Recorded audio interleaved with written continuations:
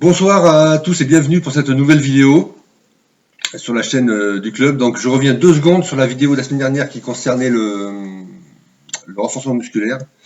Il y a un point que je n'ai pas abordé. En fin de séance de renforcement musculaire, bien sûr, il faut faire une petite séance de 5 minutes d'étirement. Voilà. Au même titre qu'on fait des échauffements avant la séance, on fait des étirements après la séance. Donc je n'ai pas parlé. Désolé pour ce petit oubli. Donc aujourd'hui, pas d'échauffement, pas d'exercice physique, on va parler théorie, on va parler réglage. Vous nous entendez souvent sur les pâtirs parler d'allonge, de réglage de bande, de killer, de repose flèche, etc. Donc je vais vous expliquer un petit peu tous les réglages qu'il y a sur un arc, comment effectuer ces réglages, et quelle incidence chacun ont sur le tir ou le vol des flèches. Alors 2 points importants avant de commencer. Le premier, c'est que vous ne faites pas de réglage d'arc, surtout pour les plus jeunes d'entre vous, sans en parler à vos entraîneurs, parce on sera là pour vous conseiller, pour déjà vous conseiller si le réglage est vraiment nécessaire, et si c'est le cas, on le fera avec vous. Ça, c'est toujours bien d'avoir quelqu'un pour le faire, comme ça après on sait faire tout seul. Et le deuxième point qui est encore plus important, c'est pas la peine de toucher à un réglage d'arc si derrière vous avez une mauvaise position. Voilà. Le réglage correct d'un arc ne corrige pas le défaut du tireur. Donc moi je vous conseille, avant de commencer à toucher un réglage d'arc, commencez à régler le tireur. Voilà. D'où les vidéos que nous vous proposons depuis le début de ce confinement sur la posture, la décoche, la tenue de la poignée, etc. Voilà. Donc on va commencer par la longe. Donc j'ai quelques petits supports papier, hein, parce que parfois c'est peut-être plus facile de vous montrer ça sur photo. Donc la longe, ça va nous déterminer la longueur des flèches qu'il vous faut. D'accord? Donc la longe, on la détermine comment? Il faut être 2 déjà pour le faire. Le tireur, lui, il se met en position de tir, voilà, sans lâcher la flèche. Donc il faut le faire plusieurs fois. Et puis l'aide-tireur, il va prendre une mesure avec un feutre sur la flèche en question à une distance bien particulière. D'accord? Donc je vous montre. Voilà. La longe, elle est définie. Donc lorsque l'archer est en position de tir, comme ceci, voilà, c'est la longueur qui est définie entre le fond de l'encoche, qui est déjà sur la corde, et ici le bord intérieur du clicker, c'est-à-dire au moment où l'archer doit lâcher la flèche. Voilà, ça nous donne une grande distance là, vous voyez, jusque là. Voilà. Et cette distance, elle nous permettra de choisir la longueur de la flèche. Ensuite, cette longueur de flèche couplée avec la puissance de votre arc, ça va nous donner sur un grand tableau qui existe et qui est disponible sur tous les sites de tir à l'arc, ça va nous permettre de définir quel type de flèche il vous faut par rapport à si vous voulez tirer des flèches alu, des flèches carbone, des flèches alu-carbone, c'est à moitié-moitié, ainsi de suite. Donc c'est cette longueur-là qui va définir les flèches qu'il vous faut tirer. Pour les adultes, c'est pas très compliqué parce que la longe ne change pas, logiquement. Voilà. À part si la personne prend un petit peu de muscle, il va tirer un petit peu plus sur l'arc, mais il n'y aura pas une grande incidence. Par contre, là où les problèmes commencent, c'est pour les plus jeunes d'entre vous, car certains, vous avez tendance à grandir plus vite que la moyenne. Donc les flèches peuvent rapidement être trop courtes. Donc quand c'est comme ça, une fois qu'on a pris notre allonge, donc notre distance entre le fond de l'encoche et le bord du cliqueur. Pour les plus jeunes, donc pour les enfants, en règle générale, on rallonge de quelques centimètres. Voilà, donc on rallonge la distance qu'on a trouvée de quelques centimètres.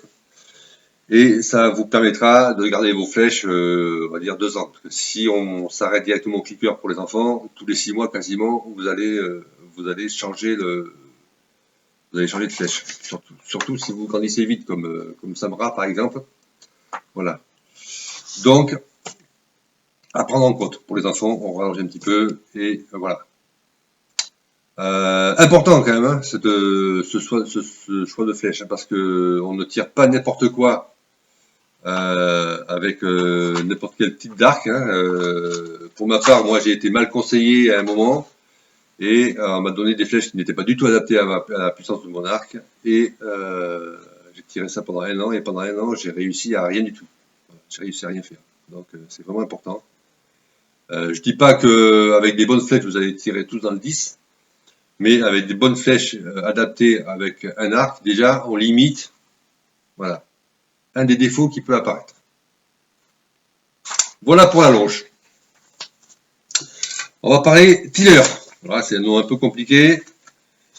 Le tiller. Alors c'est pas le tiller, déjà c'est les, parce qu'il y en a 2. Là je prends mon petit arc. Voilà. Alors le tiller, c'est la distance que l'on trouve entre la corde et le bord de la branche au-dessus de la poignée. Donc pour cela, moi j'utilise une équerre de ce type-là. Donc ça c'est une équerre type tir à l'arc, hein. Donc, disponible uniquement dans les magasins de tir à l'arc. C'est très bien parce que ça me permet de vérifier tous les réglages de mon arc. Si vous n'avez pas ça et que vous avez un réglé à la place, ça le fera. Voilà, ça va le faire. Donc pour mesurer le tiller, donc là on parle de tiller haut, de tiller bas. Pour mesurer le tiller, hop, voilà, on pose l'équerre sur la poignée, contre la branche, et ici on fait un angle de 90 degrés. Voilà, un angle droit. Pour les matheux. Hop, on regarde et on note sur un bout de papier la distance que ça nous donne. Pour info, l'équerre elle est graduée d'un côté en centimètres, de l'autre côté en pouces. Ne pas se tromper. On fait pareil avec le tiller bas. Contre la poignée, contre la branche, voilà, on fait un petit angle de 90 degrés. On note la valeur que ça nous donne, voilà. La valeur du tiller bas pour un arc classique, viseur. La valeur du tiller bas doit être inférieure à la valeur du tiller haut d'environ entre 2 et 6 cm. Pour un arc nu, cette valeur, donc la valeur du tiller bas, doit être inférieure à celle du tiller haut entre 6 et 11 mm. J'ai dit une bêtise tout à l'heure, entre 2 et 6 mm hein, pour un arc classique. Voilà, la différence entre le bas et le haut. Pas centimètre, hein, millimètre. Pourquoi? Pour un tireur classique. Voilà. Un tireur arc classique, viseur. Hop, moi je mets ma flèche. Voilà. La prise que vous avez, voilà, prise cigarette, d'accord. Donc ici, le point d'accrochage, bien sûr, c'est le centre de votre corde. Hein. Voilà, et vous mettez, voilà, un 3e doigt dessous. Donc c'est-à-dire que vous tirez avec 2 doigts en dessous et un doigt au-dessus. Donc, vous sollicitez la branche du bas un peu plus que la branche du haut. C'est pour ça qu'il y a un petit écart de tiller. Le but, lorsqu'on tire et qu'on lâche la corde, c'est que les 2 branches travaillent de la même façon en même temps. D'accord? Si jamais on avait la même distance, une fois tendue, celle-là ne partirait pas de la même façon que celle-là. Pour les arcs nus, étant donné qu'on est quasiment à peu près à cette distance, c'est-à-dire bien en dessous du centre de la corde, voilà, c'est pour ça que le réglage du tiller bas est encore inférieur à celui du haut de, je dis, entre 6 et 11 mm. Vous voyez, ça fait quand même un écart en moyenne 1 cm. Donc pour un arc classique, par exemple, si vous avez un réglage de tiller haut de 18 cm ici, votre réglage de tiller bas en bas doit être entre 17,4 et 17,8 cm. Voilà. Vu pour ça, donc je répète, réglage de tiller haut pour un arc classique, entre le haut et le bas doit être inférieur de 2 à 6 mm. Pour un arc nu, entre 6 et 11 mm inférieur. Voilà. Quelle incidence ça a?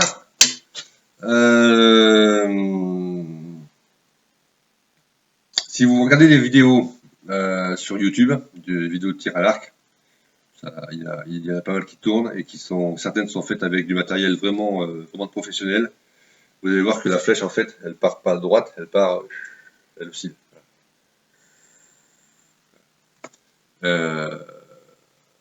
Et au final, elle oscille et pouf, elle arrive pile poil où on a visé quand on fait le bon geste. Avec un tiller très mal réglé, il faut quand même que ce soit très mal réglé pour que c'est une grosse différence. Cette oscillation, elle est accentuée et en plus, elle est aussi, voilà, elle est aussi dans les deux plans. Donc là, forcément, on n'arrivera pas à grand chose et surtout pas au résultat escompté. Comment on règle un tiller? Donc là, c'est pareil, hein, bien sûr, vous le faites pas perso chez vous. Alors tous les arcs ne se règlent pas. Hein. Là, je vous parle vraiment d'arcs perso que vous avez acheté donc dans une archerie, pas ceux de Decathlon.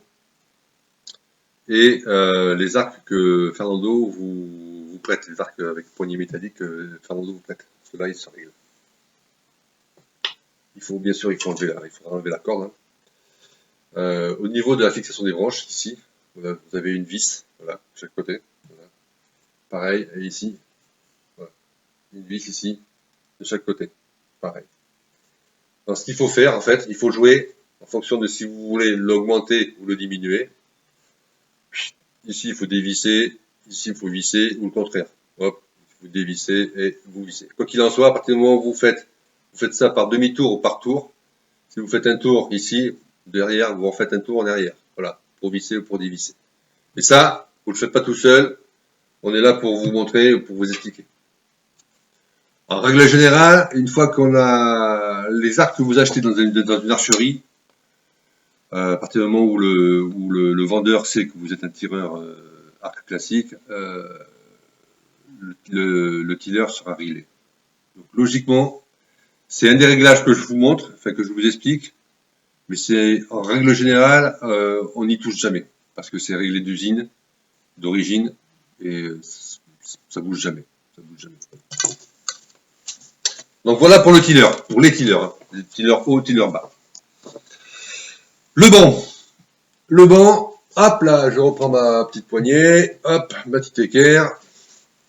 Le banc, c'est la distance qu'il y a entre ici la poignée où vous mettez votre main, donc le creux de la poignée, là, et la corde. Donc pareil, on se met ici, on met l'équerre contre la poignée. Ici, on fait un angle de 90 degrés, toujours pareil. On regarde la mesure que ça nous donne. Il existe un tableau par rapport à la longueur de l'arc, par contre cette fois-ci, en pouces toujours. Ça nous donne une valeur, une échelle à peu près, de banc autorisé. Donc moi je sais que mon arc il fait 72 pouces. Le banc il est entre 23,5 je crois et 25 à peu près centimètres. Donc pour un arc, donc plus l'arc est petit, plus petit en pouces, plus cette valeur sera réduite. Hein. Pour un 70 pouces, c'est 22 22, 23,5, je crois, il me semble, de mémoire. En tout cas, bon, il y a un tableau qui existe sur, on le trouve assez facilement sur les sites de tir à l'arc, et Fernando, de toute façon, il l'a dans sa mallette. Donc, comment le réglage? Comment le régler? En fait, là, on joue, il n'y a pas d'outil à avoir. Cette distance-là, on joue, et vous nous voyez souvent le faire, en vrillant ou dévrillant la corde. C'est-à-dire que plus on fait des tours sur la corde, plus on réduit la corde, plus on va augmenter le banc. C'est logique, parce que plus la corde est petite, plus les branches vont être resserrées. Voilà. Plus on dévrille la corde, donc plus on la rallonge, voilà, moins la distance ici sera élevée. Du coup, c'est le contraire. Voilà. Donc, une équerre, hop, on vérifie par rapport à sa taille d'arc, on vérifie si on est dans la fourchette du banc. Si on n'a pas d'équerre, on peut voir visuellement si un banc est réglé correctement ou pas du tout réglé. Chaque poignet ici vous avez une rainure. Chaque poignet, pardon. Chaque branche, ici vous avez une rainure qui part depuis de la poupée quasiment et qui s'arrête à peu près grosso modo au premier cinquième de la branche. D'accord. Une fois que vous avez monté votre corde sur votre arc, vous jetez un œil sur cette rainure. Si vous ne voyez plus du tout cette rainure, votre banc est trop petit. C'est-à-dire que les branches sont beaucoup trop près de l'avant et donc branches supérieures et inférieures.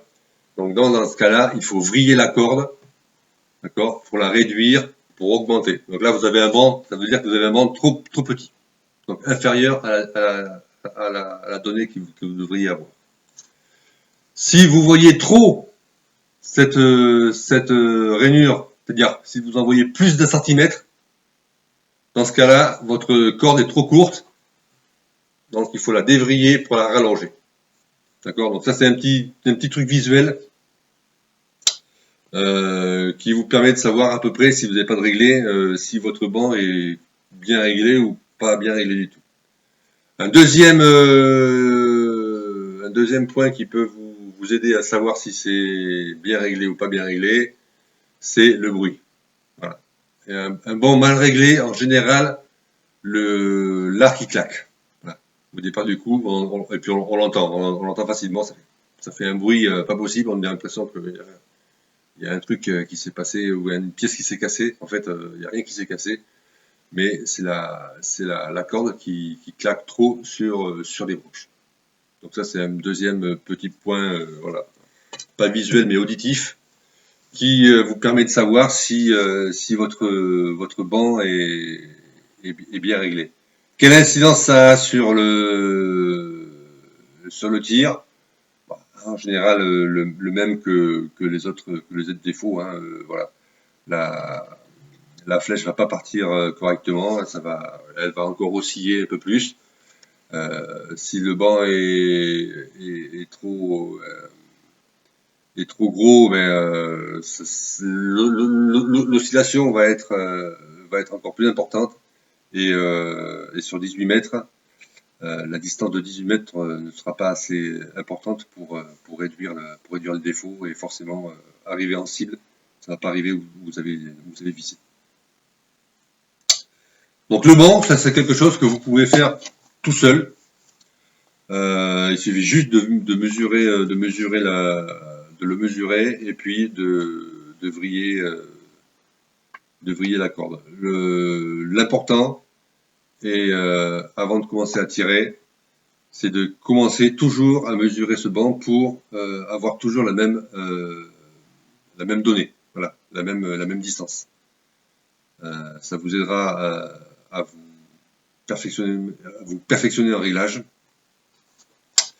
Et si vous ne vérifiez pas ce banc avant de avant de commencer à vos tirs d'entraînement et que vous commencez à régler votre viseur, vous allez faire que ça à chaque fois.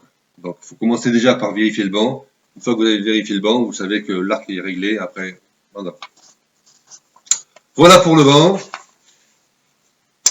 Le détalonnage. Alors, le détalonnage, c'est un petit peu plus complexe. C'est la position de ici de vos points d'accrochage. Donc pareil, hop, on prend toujours notre équerre. Là en plus il y a deux petites agrafes. Voilà, on la clip dessus. Voilà, on se met, je vais tourner parce que sinon vous n'allez pas voir. Voilà, on met l'équerre, on la descend, on met l'équerre à la place de la flèche. Voilà, contre le repose-flèche. Voilà. Et ici, là, bon, vous voyez le mien, il est légèrement trop bas. Voilà, ça vous donne la position où vous devez avoir vos deux points d'accrochage.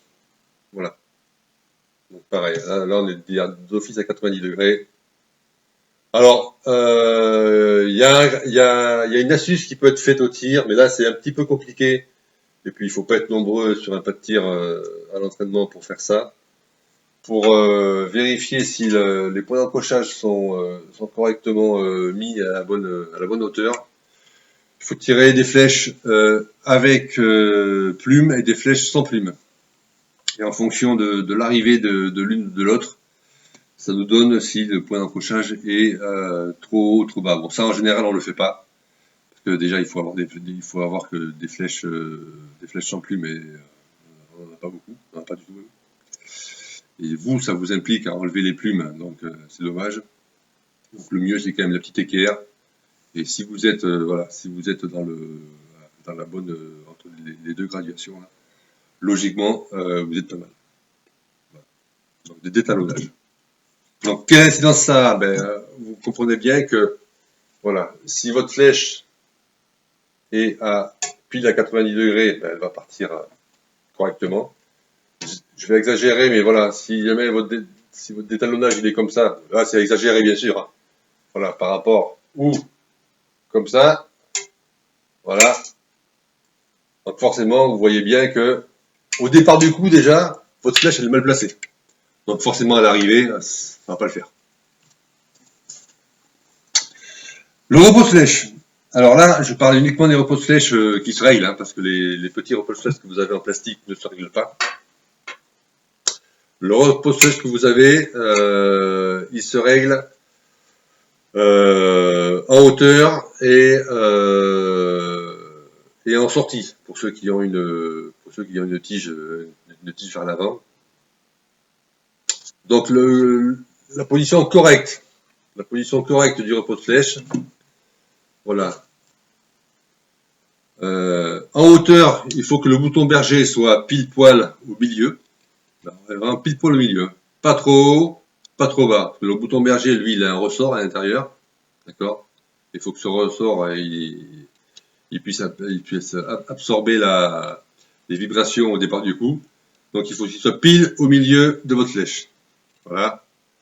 Et pour ceux qui ont une tige métallique, par exemple, voilà, hop, qui dépasse, voilà, voilà, il faut essayer de ramener cette tige, voilà, de façon, on va dire que ça c'est la tige, hop, de façon à ce que elle ne sorte quasiment pas du bord extérieur de la flèche. Si vous mettez votre tige ici, comme ça, je vais exagérer le mouvement, voilà, si vous la mettez beaucoup trop sortie, c'est sûr que votre flèche, elle va bien tenir, elle va jamais tomber, mais lorsqu'elle va partir, les plumes vont toucher la tige et ça va dévier votre flèche.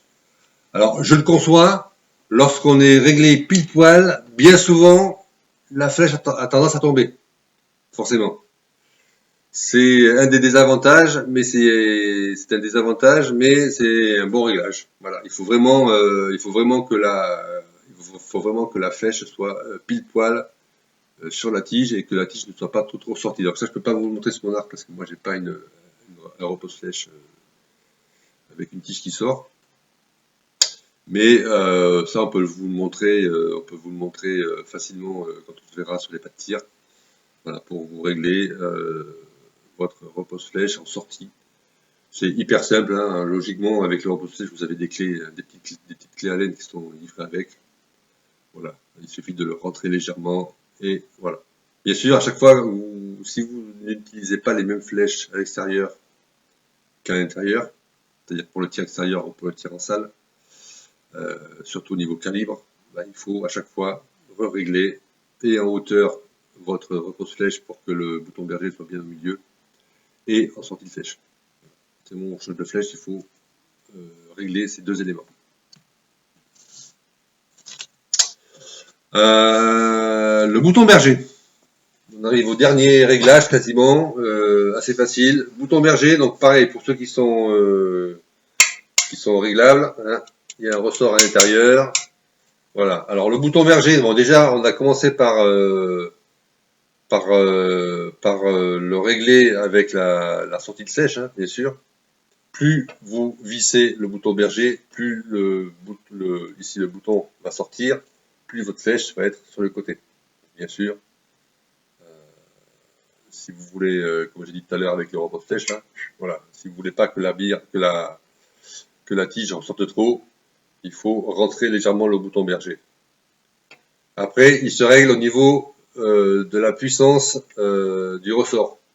Alors ça, c'est pareil, ça c'est un réglage qui se fait au tir, à différentes distances, toujours garder le même point de visée, et ça se fait sur une ligne, sur une petite colonne de papier, hein. On commence à 5 mètres et puis on recule au fur et à mesure, et voilà, nos différences d'impact doivent avoir une ligne relativement droite. Assez compliqué à faire, assez compliqué parce qu'on peut le faire que tireur par tireur. Mais ça, en général, lorsque vous achetez un arc en archerie, logiquement le bouton berger, il est réglé. Voilà. Donc, vous avez ça à moins à faire. Qu'est-ce que ça a comme incidence? Si le ressort est trop dur, vous allez avoir tendance à tirer plus à gauche. Si le ressort est trop souple, logiquement, vous avez tendance à avoir tiré plus à droite. Donc, après, vous avez une petite molette ici. Hein. Voilà. Pour ceux qui se règlent. Tous les boutons berger ne se règlent pas de la même façon. Voilà. Celui-là, il est micrométrique, il se règle. Donc, on peut jouer sur la puissance du ressort. C'est pas ce réglage-là le plus important. Le plus important, c'est une fois que vous l'avez mis, voilà, vous remettez votre flèche sur votre repose flèche et vous regardez la position par rapport à vos repose flèche. Voilà, s'il faut le rentrer, vous le dévissez un petit peu, et s'il faut le ressortir, ben, vous le ressortez un petit peu. Voilà, on a fait le tour.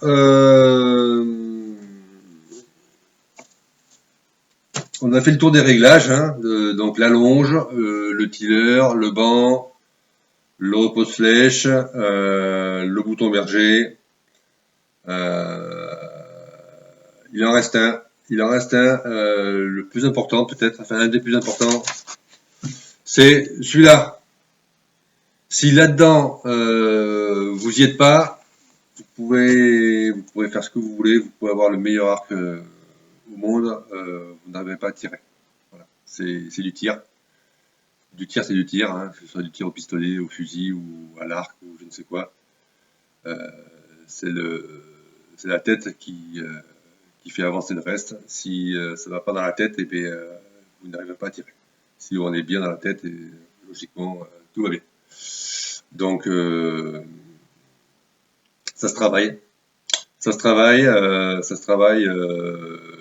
surtout pour les plus jeunes, quand on commence les compétitions, eh bien, c'est ne pas regarder tout de suite ce qu'ont fait les autres, ne pas compter les points, que ça c'est pas bon non plus, ça aime pas ça la tête. Et une fois qu'on a fait une belle flèche, eh bien, on va dire ah yes. Mais il faut se demander qu'est-ce que j'ai fait pour avoir fait une belle flèche. Et surtout, une fois qu'on a fait une mauvaise flèche, eh bien, elle est partie. Elle est partie, et bien elle est partie, tant pis. La prochaine sera mieux. Voilà. On va pas la rattraper. Donc la tête, hein, ça, voilà. Quand on est bien dans sa tête, on fait des bons tirs. Voilà, donc la semaine prochaine, je pense que c'est Benjamin qui va vous faire une petite vidéo sur les postures par rapport à son sport à lui, qui peut aider pour le tir à l'arc. J'avoue que là, on arrive au bout d'un mois et demi à 2 mois à la fin un peu des sujets qu'on pouvait vous présenter. Je ne sais pas si on va être confiné, on va le savoir bientôt. Par contre, si vous avez des besoins ou des envies de revoir des choses particulières, mettez-nous-le en commentaire sur les différentes vidéos et on essaiera de vous remonter ça. Si vous voulez revoir un peu la posture ou revoir un peu la décoche ou quoi, ben voilà, vous nous le faites savoir. Et puis on vous refera une petite vidéo là-dessus dans les prochaines semaines. Voilà, bonne soirée à tout le monde.